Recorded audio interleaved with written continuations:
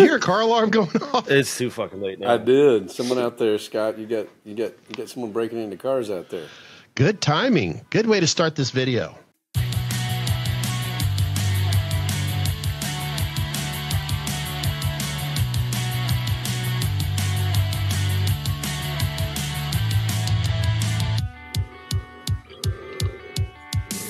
Great way to start this video. That being said, greetings and salutations to everyone that's here on Thirsty Thursday, primetime night. Yes, that's right. You have been meeting us here in the man cave. Along to my right, with this car alarm going off, I've got Mr. Chris Webb. Oh, I thought Andrew was going first. And this is Andrew 18th take. And you introduced me. Are you getting sick and tired of always losing at hide and go seek? Well, go open a can of Meet Us in the Man Cave beer. It friggin' tastes awesome. Drink responsibly. Only available at Bubba.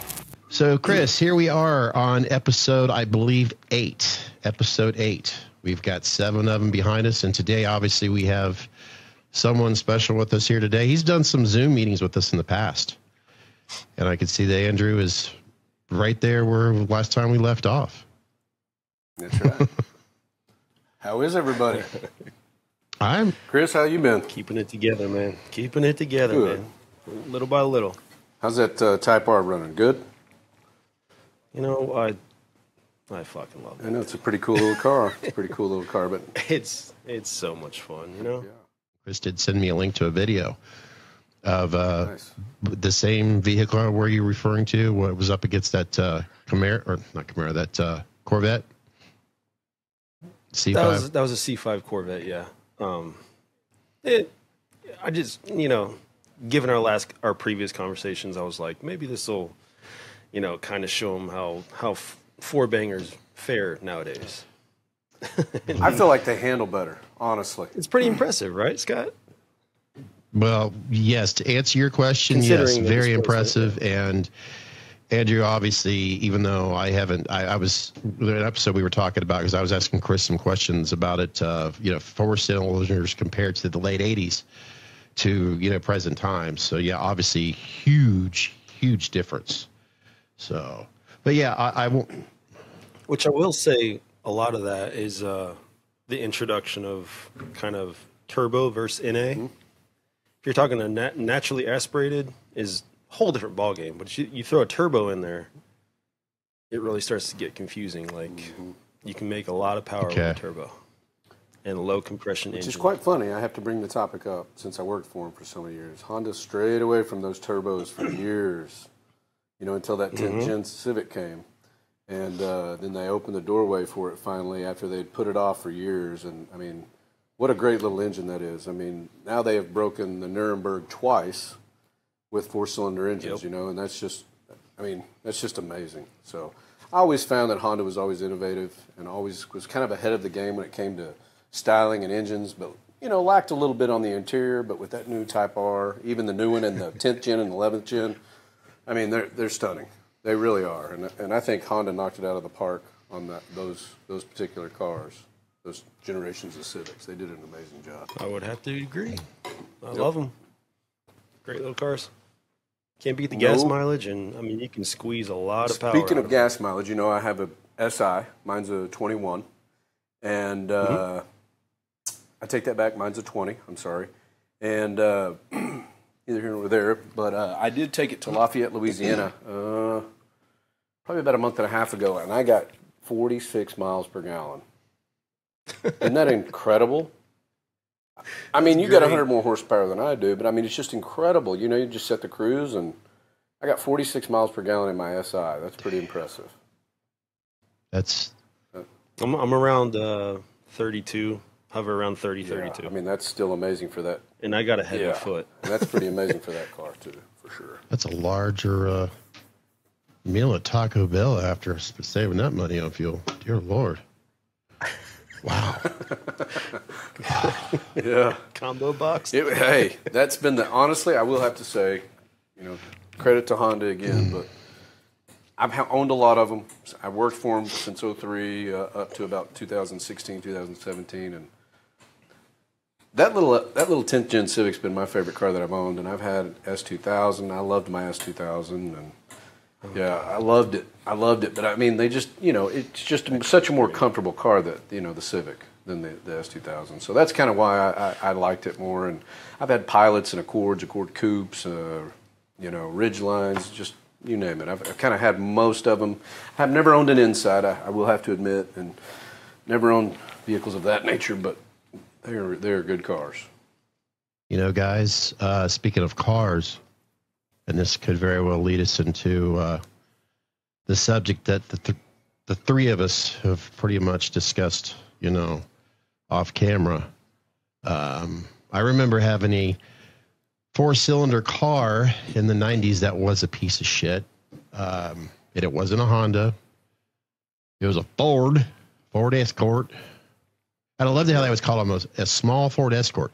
They never made large Ford Escorts. So, but anyways, it was on a Friday, late afternoon. I was on my way. I had a part-time job. I was a DJ at one time. In fact, if you are in your early 20s and you're single, it's a great job for a lot of young men and women out there. And I'll leave it up to you to figure out what I mean after that. Right. But anyways, I was on my way. I was on a street in North Dayton, Main Street. I'm not making it up. It was on North Main Street. And I was stopping to get fuel. Well, this particular car was on its last tires, its last wheels, its last fuel up. I was actually going to use it as a trade-in the next day, but unfortunately never had an opportunity to do that because as I was getting out of my car, 2 kids had come up to me and they pulled out their guns. And these weren't toy guns. They were shiny handguns, which I'm not very familiar with the names. Doesn't matter because when they have them put up to your temple, you really don't have time to decide what kind of guns they are. I'm being basically escorted behind the building where I was getting fuel at. Around here, it was known as a convenience store, United Dairy Farmers, but I don't know why I brought that up, but it's just because going back in time, remembering all the details. One guy hops into the car. The other guy basically at this point is now taking the gun from the temple to my back and is basically telling me if I listen to everything that he says, then I won't get shot. So naturally, I'm just trying my best not to have a heart attack right then and there. And I was, 23? Yeah, so I believe this was in 1993. He asked me for my leather coat that I was wearing. I gave him my leather coat, and then I could hear my escort come up from behind me, around us, I should say. And then he basically tells me to run. And then right there, I ran like a bat out of hell. And as soon as I came to the edge of that building, I took a sharp left and just stood there. I could feel my heart out here, if the camera's picking that up. But it was a day in history that obviously I will never forget. It was one of the most horrifying things. I mean, I got very lucky because that same weekend, an 18-year-old who just graduated from high school had his graduation present stolen. It was his car, and he was shot and killed from a carjacking. Now, I could go on and on and on about this story. I guess my point of it is times have not changed when it comes to the subject matter, when it comes to guns. There are people, as we all know, that are absolutely against guns or firearms. I'm trying to figure out the right way where I don't get slapped on the face for saying the wrong word here. Let's face it, on YouTube, but I believe it's okay to say the G-U-N word because firearms sounds more frightening in my ears. I will admit, during that time, for the longest time, I was petrified of guns because of that experience. Today, being a parent, waking up in the world that we live in, which it wasn't perfect then, even though I just stated, really, times haven't changed. We really can't control the ignorance that's out there. Even though I've been through a very shocking, a life awakening, I got very lucky that I'm even sitting here on my ass looking into a camera, talking to you guys on a microphone. I'm not as afraid of guns as I was then because I've known over time it's not the guns that cause the damage, it's the ignorance of individuals that don't take the proper they don't get educated on what a gun really is all about. And I figured I might as well start off with a real life experience that happened to me. I guess we could go from there. What are your guys' thoughts and feelings when it comes to the world we live in today, when it comes to guns, the Second Amendment, in your life experience? I'm a huge proponent and supporter of the Second Amendment. And again, I'm sorry you went through that experience. That's traumatizing, and I totally understand that. It's a mental health issue for me. Like, it doesn't matter if that person had a knife, their fists. If a person's to that level of desperation, they're going to do whatever they need to do to accomplish their goal. Whatever their goal may be, I can't tell you. But like you said, it's not the gun, it's the person behind it. It's whatever's going on in their head. And we all know we're in trouble as far as this country is concerned in society. So I feel like the gun is the easiest thing that they could latch onto, but I think there's deeper rooted issues that we should address before going after, like, gun laws and things like that. Well, for me, guys, the Second Amendment is important. All our amendments are important. This weekend is important. You know what I mean? It's the Declaration of Independence this weekend. It's the 4th of July. And you go out to any restaurant or to any Lowe's or Home Depot or anywhere you find young kids today and ask them what the 4th of July stands for. And 80% of the kids cannot tell you. And that's concerning. And for me, as a U.S. citizen of this country, it's alarming that a lot of people don't know what their rights are. And that's concerning. However, I do want to add, Scott, that's a scary experience that you had, and you did the absolute right thing. You didn't do anything silly or stupid. You just did what they wanted and tried to get out of that situation, and that's all you can do. So kudos to you for that. But for me, I'm always have a gun with me. You have to in this day and age. I mean, listen, I never want to hurt anybody, ever. But I don't want to be somewhere where I need a gun and don't have one. So for me, like I've told everybody where I live, it's better to have it and never need it than to need it and never have it. So I'm a responsible gun carrier. I don't show it to anyone. It never comes out. No one knows I ever even have it.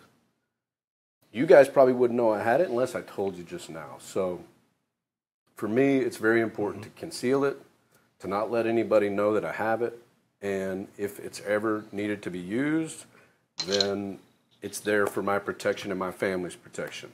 However, I will tell you an incident here in Oklahoma City. This happened probably about 5 years ago. And we have a lake here, and we have a few restaurants on this lake, similar downtown Cleveland, that I'm sure you guys are familiar with, where those restaurants, I think it's, what is it called, The Walk or something there? I forget what it's called there in Cleveland. We're closer to Cincinnati, so we're more familiar with it, But I understand what you're saying. But, yeah, I'm not sure. Yeah, but there was a guy, he pulled in there, and two concealed carry guys that had their license. A guy just started opening fire on these restaurants. And these two gentlemen saw what was taking place and unfortunately had to take the gentleman down, but did, and were since let go because of it. And they saved a ton of people's lives. I'll tell you one thing that is kind of alarming, too, is just this week on Facebook, I saw huge disturbing things that were being posted on there when it comes to shootings. I mean, I saw a guy in Allen, Texas, a cop. He was sitting here talking to a mom and two kids, and all of a sudden you hear gunfire. I mean, it's just, I grew up here. I've never had much of that here. To see that happen so close to home for me in the South, usually that stuff hasn't, and it's really in the last 4 or 5 years has really picked up. Now, I don't know what it's like up Northeast because I don't go out there a ton anymore, and I don't go out West much anymore. I try to stay, obviously, as we all have during this whole pandemic and everything, have stayed at home. But for me, that's important to protect my family and not only the Second Amendment, but again, I mean, I implore everybody that's going to listen to this podcast, I mean, look up the Declaration of Independence. Look what that's super important. You need to know your rights as an American citizen. You have rights in this country where you don't have those rights anywhere else. Not in Britain, not in the Bahamas, not in, you may be in maybe in the U.S. Virgin Islands, but you don't have those rights anywhere else, and that's important. And I think our young people are losing the fact of that, and that's what's going to, I feel like, is going to cost us our country if we don't wake up and wake these kids up, this generation that has no clue what the hell's going on. And that's what concerns me. Go ahead, Chris. No, and to play off what you just said, I mean, I believe there needs to be a checks and balance system. That's what that was in place for, to not allow the government to get too powerful where they could overthrow the system. And that is what is scary, is because that is what is taking place right in front of our eyes.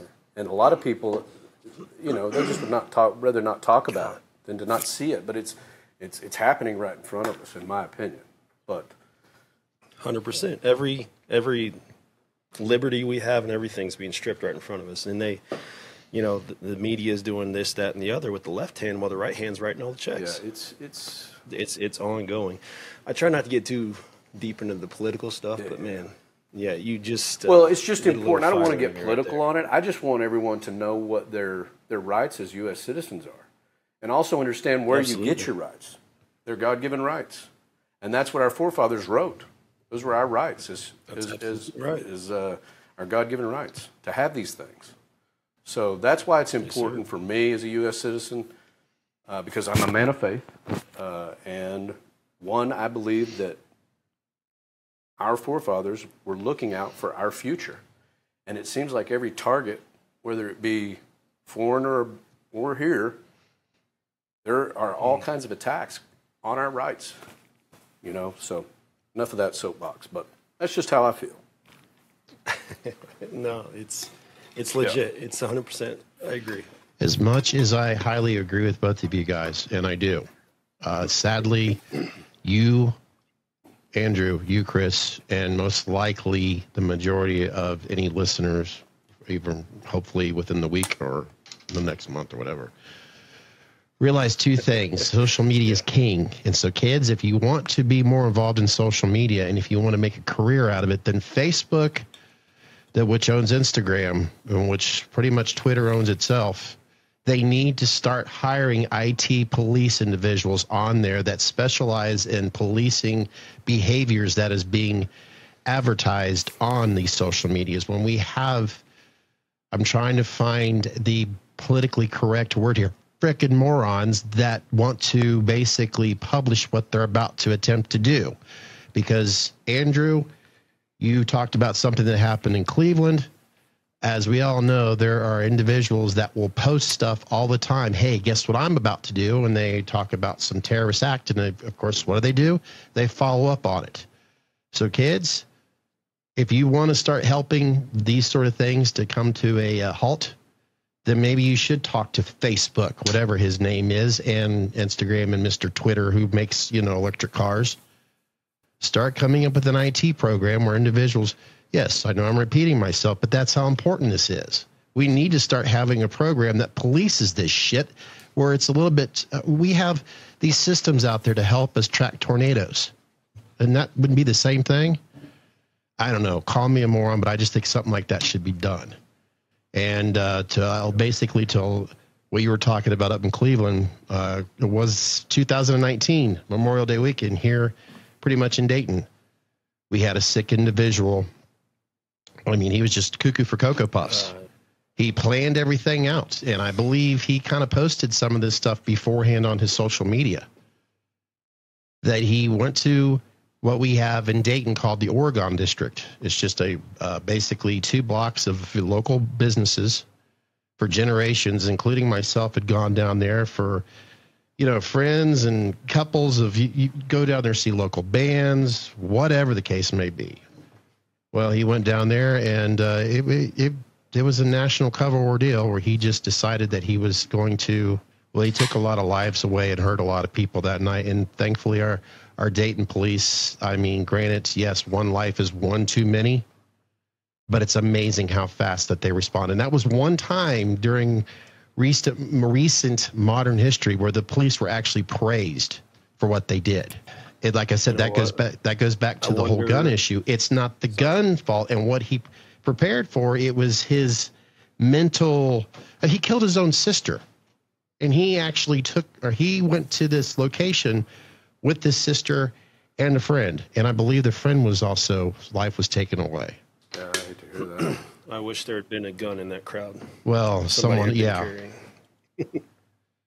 I'd also. Well, and you know what's sad about that, Chris? I agree with you 100%. But you know what's sad about that is then you got to go thinking about if someone did have a gun in the crowd and didn't kill the shooter. Just, you know, like I mentioned, those 2 guys that were here in Oklahoma City that saved all those people. But it's just unfortunate. Now they got to go through the red tape to get out, you know, and it's just terrible. Everybody knows they're innocent. They're just they got to feel for or they got to fear for the rest of their lives. And then you've got a prosecutor wanting to throw you on trial for taking care of an idiot that was being stupid, killing people. That just goes back to the justice system and how skewed that is. Like, that's a big problem. Like, 100%. Always got times like this. You got to make sure this wasn't interrupted with flavor. There you go. This is a loaded topic that we're gonna probably get off on. Well, it's because we're all passionate about this, and it's not just us, and I'm sure a lot of listeners as well. I mean, I'm going to talk one more thing that relates to it, and I think the 2 of you could definitely, and I think parents, and that's what it is. We all see it out there. There are generations now that are basically seeing younger generations ahead of them that didn't have any parents raising them. And I firmly believe that's why there are young adults that don't understand the Second Amendment. They don't understand a lot of these things. Okay, Chris, I wouldn't know that he, has protection in his home to protect his family because he doesn't go around parading it.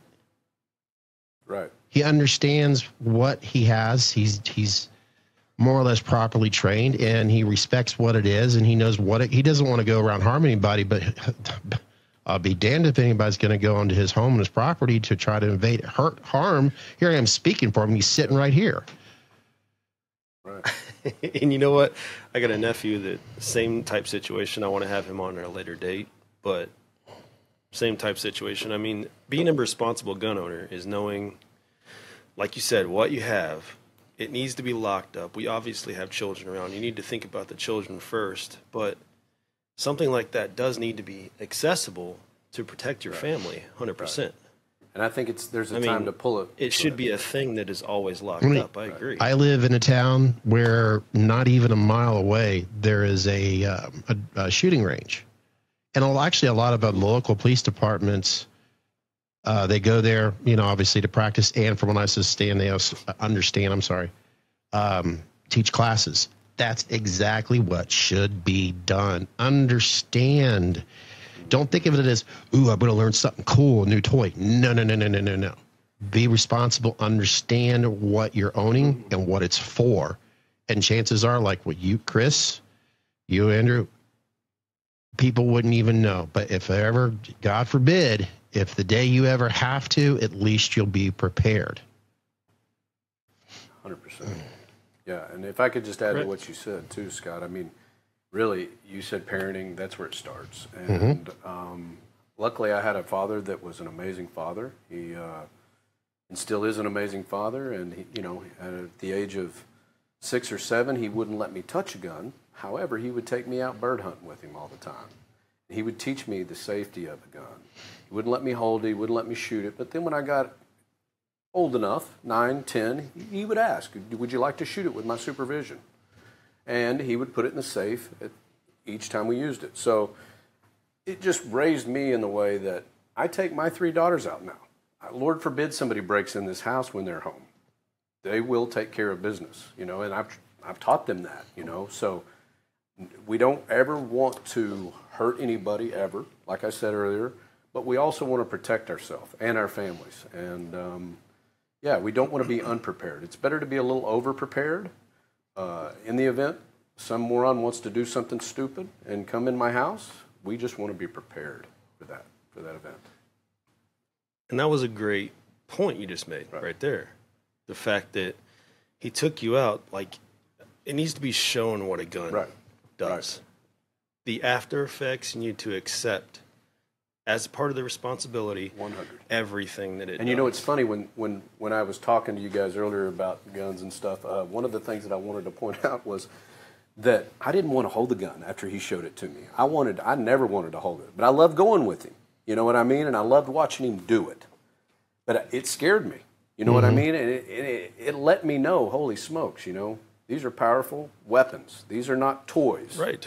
These are weapons that can hurt you. And I remember him telling me all the time, this can hurt and kill you, you know, and this is not to be played with, you know. And I have tried to give that lesson to my daughters as well. When I take them to the gun range or we go to the outdoor range, you know.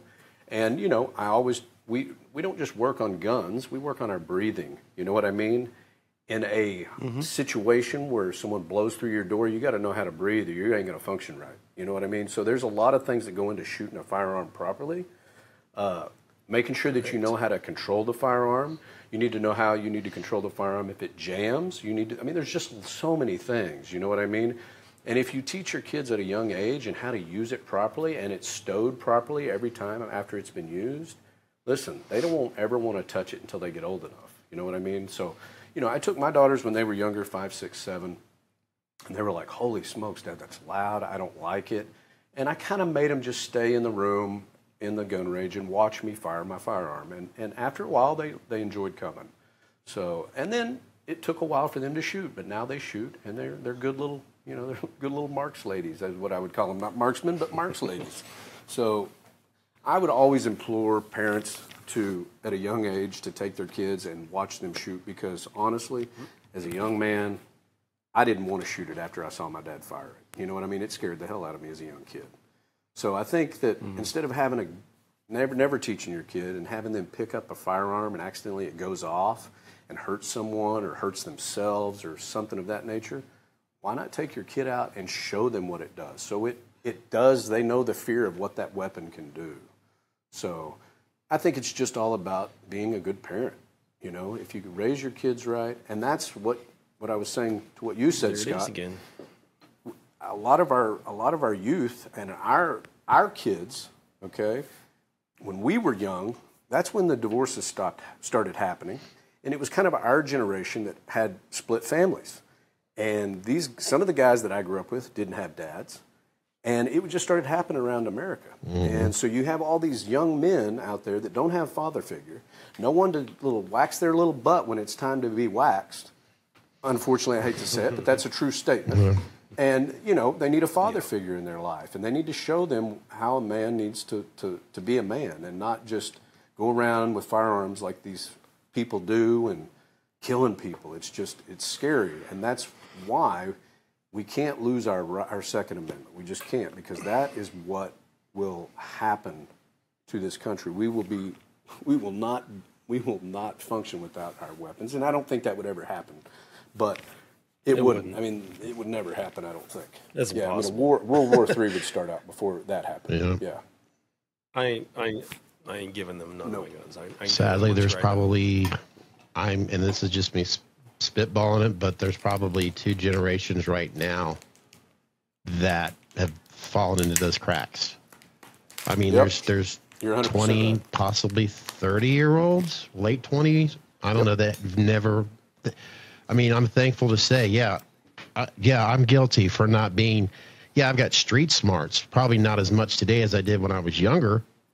But the reality of it is, I wouldn't want to be out in certain parts not far from where I live late at night because of pretty much 100%. You know, but you know, I'm gonna say one other thing about this. I mean, as you're describing, like even with Chris as well, teaching our kids how to use a firearm. Is that okay, YouTube or whatever on our favorite podcasting app listeners? Hell, they may not like my hat. Who knows? I just know that. Okay, call me. Let me ask you this: when it's time for your kids, granted, obviously some of them have already reached that goal, but when they turn, well, hell, even this subject matter is probably different now than it was years ago. But when they want to drive, do you just say, "Well, here's the keys to the car. Good luck"? Nope. No, that's a fucking weapon right there. That's true. If you are so inclined, you can run over whoever you want. They just showed that in Columbus. I mean, you can turn it into a lot of them don't even know what a clutch speaking of is. What you said earlier, but speaking of what you said earlier, Chris, about they'll find whatever they want to find to hurt somebody, whether it be a bomb or even an airplane. Obviously, I mean there can be other things other than weapons that can hurt people. A battery. So, 100%. So. I mean, there's so many things. It's all the mind that's behind it. I mean, anything can be turned into a weapon. Right. Yeah, I know it's a subject matter that it's let's face it, not everything is fun, not everything is uplifting. It's a part of what goes on in our daily lives. I know I'm guilty of when something is going on in the world anymore here lately. Sometimes it's like. I'm not surprised because it's happening way too much, and I hate to say it. It seems like the firearm is what you hear in the stories most of the time. As if it's the fire, like here just recently, not even a month ago. I sent you that link to obviously June 15th, folks. As I stated momentarily ago, the link will be in the description of this particular podcast here on YouTube. In fact, I believe I could share the link on Podbeam that would get out to the pod. I'm not exactly sure how all that works because obviously we're fairly new to this, but I knew Podbeam allows me to put a URL link in there as I basically start sending out this podcast to the world. But so you can always go to YouTube to find it. And I'm quite sure by now a lot of you have heard about this evil bastard that was responsible for taking away 3 innocent children. Yes, 3,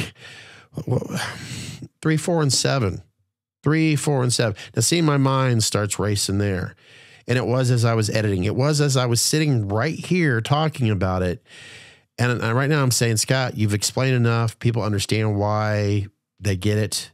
But I'm going to warn you right now, if you are going to click on that link from Court TV, it is graphic, not the visuals, but just here, a demon charged with 9 counts of aggravated and murder of a connection with the deaths of his 3 sons appeared in court basically about a month ago as the prosecutor explained what had happened on June 15th. CD, because I'm not giving out his name to the world. No, I don't want to. Only 32 years old, pleaded. This is what got me infuriated. Not guilty. When everything had happened when he was arrested, it's you know what? Just shut up, Scott. People can watch it for themselves. But anyways, as I say, he pleaded not guilty to all 21 counts against him. DC, according to the court records, he was indicted Thursday, well over a month ago. Following charges were 9 counts of aggravated murder, 8 counts of kidnapping, and 4 counts of felonious assault. He said 3, 4, and 7. Children, babies. I'm going to stop it right there because I know I'm getting upset. I just want to apologize to all of you out there. And Chris and Andrew, I'm not trying to take away your voice about, this discussion. I just know that the both of you being fathers, I know it was upsetting for the both of you as well. Like I said, I couldn't take listening to myself anymore. I just felt like I needed to cut it out. My gut told me I just wanted to rip it out. So back to the rest, actually the remaining part of this video. That's all we have. That's all we have. Yeah, it's a God-given right. So this 4th of July weekend, remember that, if anybody happens to listen to the podcast before 4th of July or even after, you have these rights. So make sure you know what they are. Go for it. Sorry to interrupt, Andrew, but by the time this comes up, this will be past the 4th of July. I should have said something about it, but it's okay. You're in the now. My bad. You understand? Not bad.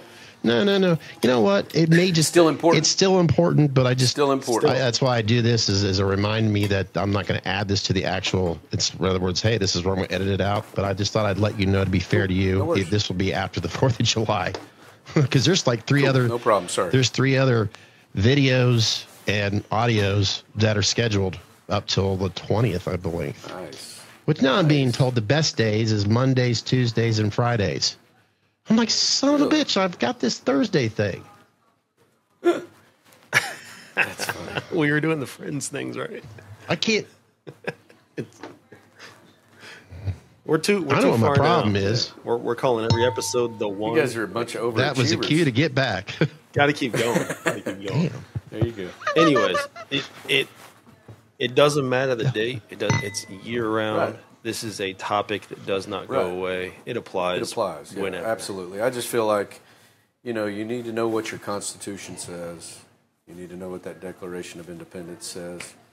And, that's what that $2 bill's for, believe it or not. Thomas Jefferson's on the front of it, and the signing of the Declaration of Independence on the back. And believe it or not, my dad and I, we pass $2 bills out all the time. If you can answer those questions, we give you a $2 bill. It's something that him and I do, and it's kind of a cool thing when we go out to restaurants, wherever it might be. We hit people up, see if they know the question. That explains why I'm broke. Anyway. And they're erasing like history. That's a whole different. Maybe I shouldn't. Yeah, history. Yeah. Like world history. They're trying to get rid of. Scott, we were talking about the other day. Some kids can't tell you what happened during the Holocaust. Well, you brought that up. I got to jump in. That's what happened. That's what happened. Scott's. But I want to say this one quick thing, is I hate to say it, they were stripped of of all their weapons, the Jews. Yeah, that's why that happened. Absolutely, that's why that happened. The Jewish community. The Jewish community. Sorry, I don't mean that any disrespect. I know you don't, but you absolutely did not. You were being very respectful, but. Yeah. But that's why World War II happened, is they were taken advantage of. They had everything stripped from them. So I just read history. Sorry. No. I know my rights. It's important. Andrew's apologizing for reading history. Shame on you. Because I know. What do they say about it? If we don't pay attention to it, we're doomed to repeat it. That's what's scary. I hate to interrupt you guys on this because I'm looking at the clock. I'm going to basically say time is winding down on this. If there's anything that you really feel like you want to say, I applaud you to express it at least one more time before I have to say goodbye, because I do want to get into some more history the next time you come with us here, when you meet us here at the Man Cave, Drew, because I want to do some music history. I got to do something uplifting on the next episode, if you don't mind. Would you come back to do another episode with us next week? For sure. Okay. For sure. I'm huge. So that being said, I'm going to go ahead and let you guys finish out this episode, and I'll see you guys next week. All right. Well, I will say one last thing. Just make sure, folks, that you know your rights, and make sure that if you are going to teach your children how to use them, teach the safety of them, and pass that on traditionally, and teach your kids the history of this country. It's important. There were a lot of things that were done bad in this country, but there were a lot of things that were done great in this country. We just need to keep improving. AD out. I got nothing. Mine's been said. I don't want to keep repeating and beating people over the head with it. Responsibility, mental health.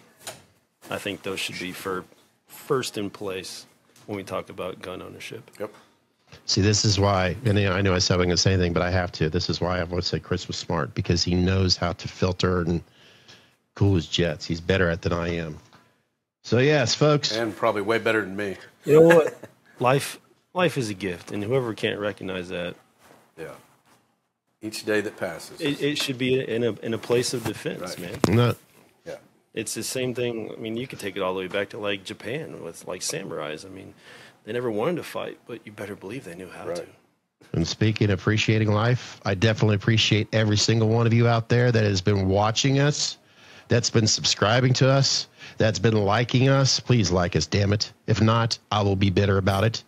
And, of course, if you're just wanting to listen to our asses either talk about things that are funny or uplifting, or sometimes occasionally we have to talk about the real world, then naturally, of course, you could catch us on your favorite, that's right, your favorite podcasting app. It is actually available pretty much through all of them now. That's right, even at Spotify. So, guys, that's going to do it for me, and I will see you all on episode, I'm going to say 9, where we could listen to some really interesting history about Andrew's experience when it comes to music. And I know, Chris, you wanted to talk about a certain soundtrack that you've been really wanting to get off your chest because, well, you just simply love it. So that being said, I'll see you guys next week. Take care.